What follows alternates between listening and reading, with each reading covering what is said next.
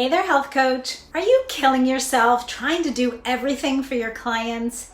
Do you spend hours before your session prepping and planning your agenda and what you're going to talk about, and then researching all kinds of natural protocols to give your clients during the session? Do you talk a lot during the session, giving lots of advice and recommendations and telling your client what to do? And do you try to impress them with all your knowledge and expertise so they feel they got value during the session? And are you then following up after the sessions with lengthy recap emails of what you talked about, their action steps, and links to articles, resources, and recipes? And then in between the sessions, are you checking in with your clients, providing accountability, answering their questions, and making sure that they're following through with their action steps? Well, if you said yes to any of this, then I am here to tell you today that you are doing way too much work for your clients. And it is likely backfiring and not actually helping your clients in the end. And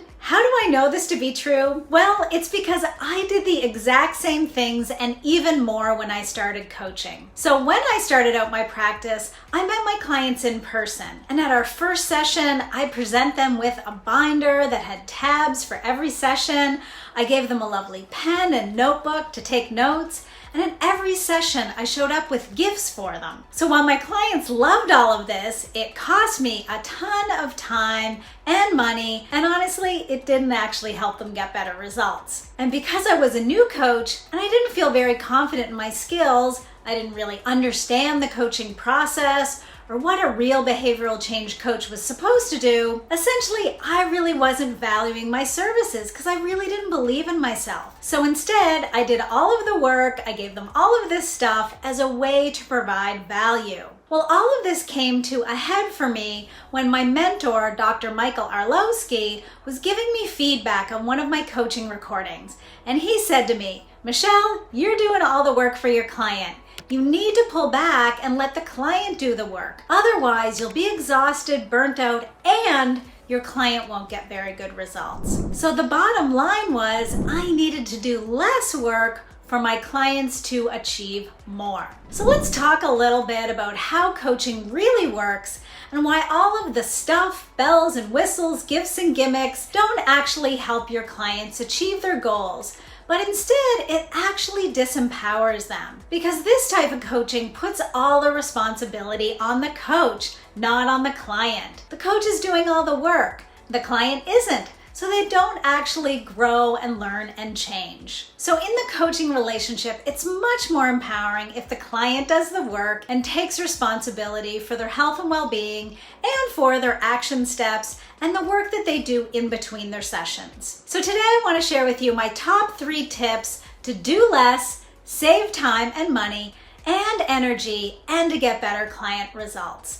Tip number 1 is to learn about behavioral change coaching, which is a process that we guide our clients through using some of our core coaching skills, such as being great listeners, asking high mileage questions, showing up with unconditional presence, believing that our clients are naturally creative, resourceful, and whole, and we let go of the expert, authority, or the educator mindset. Tip number 2 is to learn how to structure a 60-minute coaching session for effective behavior change. Make sure each session you're guiding your clients through a behavioral change coaching process that includes things like doing an accountability check-in, setting up a clear agenda, fully processing and exploring the coaching topic, helping your client develop a smart action plan, and then discussing accountability measures that the client can stick to and is responsible for in between the sessions. And tip number 3 is put the responsibility on the client. Invite them to do their own research instead of you doing it. Invite them to send you a recap email after the session with what they can commit to.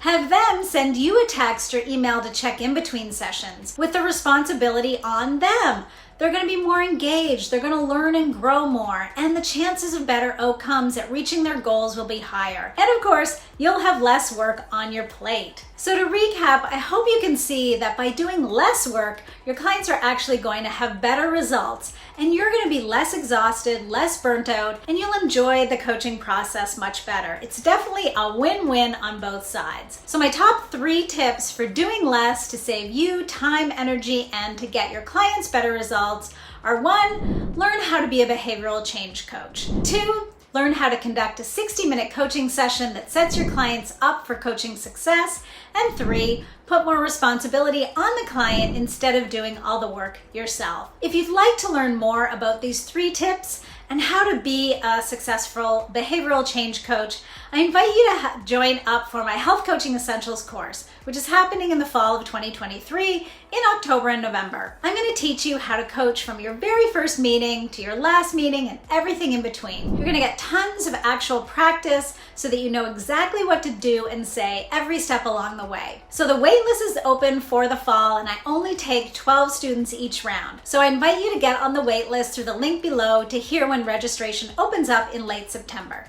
Thanks for tuning in. See you next time.